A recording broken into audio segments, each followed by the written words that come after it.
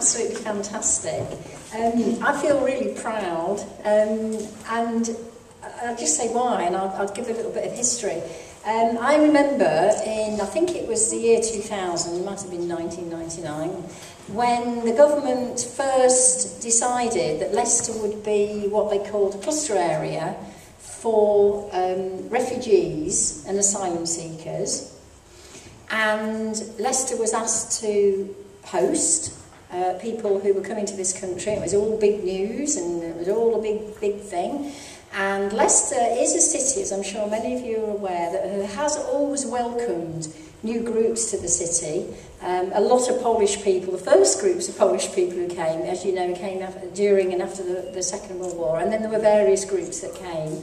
But at the turn of the millennium, as we called it, it was about a lot of people from, war-torn areas of the world coming to Britain as asylum seekers, as it was then termed.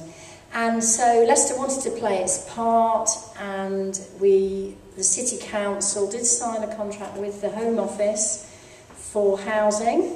We also linked up with Refugee Housing Association and said, would you manage this council housing? Because we are reasonably, we like to blow our own trumpet, but often we can be modest, and we recognise that it might be good to have a refugee housing group to manage the houses, and then a lot of private landlords put properties in. Now, the only reason I'm mentioning that, and I won't go on and on about it, but I suspect many of the people in this room, and probably on both the projects, might have been people who received those services, the NAS system. And so it's always a great delight for me to see how things have moved on and who came to the city in that way, because it's still happening. So the first thing to say is, yeah, I'm very proud of what Leicester City Council did, and I can speak on behalf of Leicester City Council and say, a heartfelt welcome to all the people who came to the city through that route, and the people who've come since through when the Eastern European boundaries extended, and people have come to Leicester. But what most excites me, what most I feel proud of is, okay, so people came and lived here, but what follows on from that? And that part, it never was just the City Council. Right from day one, the multi-agency, whatever you call it, all these words we use, aren't we? But people came together from the voluntary sector and the council services, much broader. And many of the services that you've talked about, Sherilyn, came together and said, we've got to work with the people who've just come to the city. And there are lots and lots of different ways of doing it. So I'm really delighted that only, nearly 10 years later, that excitement and that recognition was there. And I do pay tribute to Tony Sony and his team and Sherilyn for grabbing that opportunity. Because if you don't grab opportunities, these things don't happen, do they? And as it's turned out, that was not an opportunity that came and went. But hey, we've done it, and that's why we're all here today. And is it 15 altogether young people who, we know what you've done on the course will spread out. So that's absolutely brilliant. And I thank everybody who's been involved in it, and I particularly the council would like to thank all the other agencies, the police and people we've talked about. It's kind of, we like to say thank you, it's polite, but we wouldn't expect anything less in Leicester, would we? And, it is a thing about, it is about partnership, so people come together, whatever, and we don't know to the extent to which we'll be able to do that in the future. The will be there, but these things do cost money.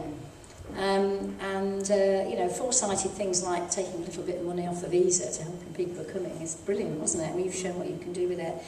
Okay, so I think all I would want to say is that's great. It's part of a continuing tradition in Leicester.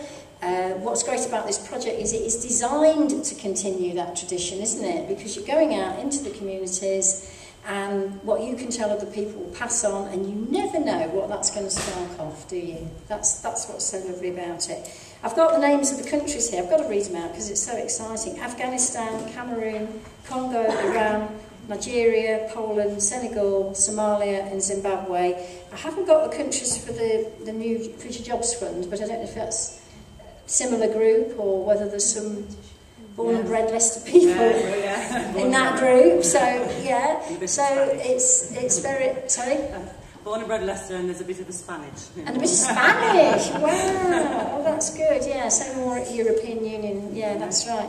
So that's really nice. And I gather, I mean, the costumes are great, everybody's dressed up. I did see the photo of when you all went to the police constables do, I saw that, I thought, oh, that's... I think you must have sent it to me, Sherilyn, because yeah, that was lovely. But on a serious note, I suspect that people who have either been organising this course or have been on the course probably know more about services in Leicester than many of the general public, from whatever background or whatever. I mean, I went to the ball mill and I thought it was fantastic. And I'm always telling people now how the rubbish system works in Leicester. You know, so don't underestimate that. And I think it's really good, and I think, you know, public services need to do that sort of thing, you know, explaining. So that when we have these assaults on the public services, you know, people, you can say, hang on a minute, you know, there's reason why we have public services, and there's reasons why they're so important and they can be treasured. And I hope the people from other countries won't, you know, will accept what I'm saying is that many of them have left countries because that infrastructure is simply not there, or it's very fragile. And, you know, that's a recognition of how privileged we are in this country. And that's something we've got to protect and continue to support in many ways. Okay, so I won't go on anymore. I just wanted to say, when I was walking around here, a thought came into my mind, and might stand back at me because I'm always coming out with little sayings, but as I walk around here, the thought that came into my mind was, from tiny acorns, mighty oak trees grow. And I'm sure that there would be an equivalent to that in most languages in the world, but of course, not only do the roots spread and, you know, the trees spread, we were taught that the oak trees have more forms of, you know, life on them than any other tree, and of course they produce more acorns and they grow. And for me, that's why I feel so excited about this project, so proud of you all, and I'm really looking forward to hearing some of the presentations, and only sorry that I can't stay for the whole event. So thank you, everybody.